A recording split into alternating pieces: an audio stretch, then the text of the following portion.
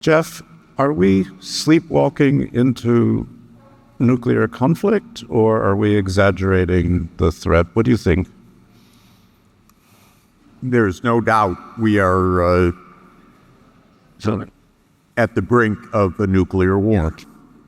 Again, and not for the first time.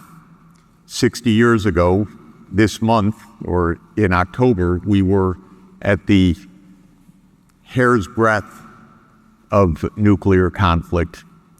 And the United States was ready for a nuclear war. And in fact, had Kennedy's advisors prevailed on Kennedy to launch an attack against Cuba in the Cuban Missile Crisis, as all of his advisors said, we would have had a full nuclear war. And we're playing with this fire right now. Putin is not bluffing. And Zelensky is completely wrong to say we're going to militarily defeat Russia and push them out of Crimea. Because if that happens, there will be a nuclear war before that ends. And we should tell him that. But we don't speak the truth either in the international scene. The Ukrainians are reckless in their rhetoric. Okay, they're fighting an aggressor, but we cannot have a nuclear war over this issue. And we have no plans to avoid one right now. From Russia's point of view, this is a core security challenge. And Crimea means a lot to Russia, more than we perhaps understand. And so this loose talk is absolutely reckless and provocative. And the Ukrainian leadership says, well, there may be a nuclear war. That's reckless talk too. It's all over the place right now. Even Israel, which by the way is the 10th nuclear power, just they don't say it, but come on. We have 10 nuclear powers. The Prime Minister of Israel stood in the podium and threatened Iran with war last week. I was sitting right in front of him in the General Assembly. That's also reckless. So we have a lot of reckless talk all over the place. Nothing's under control right now, nothing. And since everything is lies and messaging and sound bites, it's even worse than usual, because everybody's pandering for a news cycle. No one is being sensible and reasonable behind the scenes even. There is no behind the scenes. There's only the pandering of the news cycle. But this is what... sorry.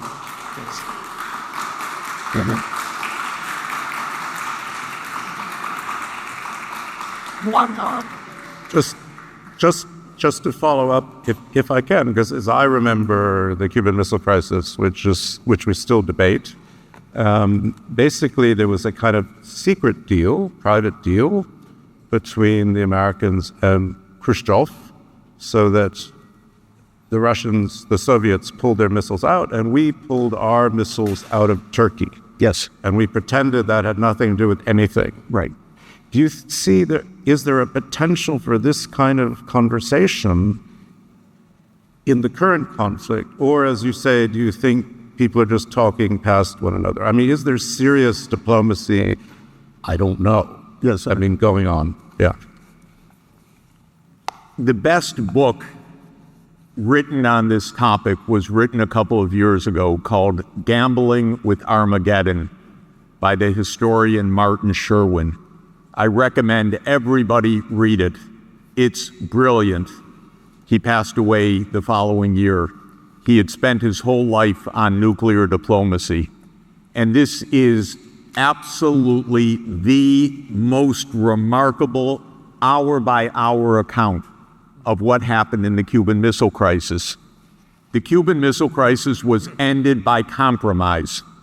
Unfortunately, and I love President Kennedy and wrote a book about him about the year following the Cuban Missile Crisis in his pursuit of the Partial Nuclear Test Ban Treaty. But Kennedy did one thing which damaged the follow-up. He kept secret the fact that the crisis was ended by diplomacy. It was not ended by a showdown. But in the public imagination, it was ended by a showdown that Kennedy won and that Khrushchev lost. And this is untrue, and it was compromise that saved the world. You want to save the world right now? It's easy. Biden picks up the phone and calls Putin and says, we're not expanding NATO to Ukraine. That saves the world. That is what this war is about and has been about for 30 years. And what we're told is lies. And if Biden wants to stop this, he can stop this.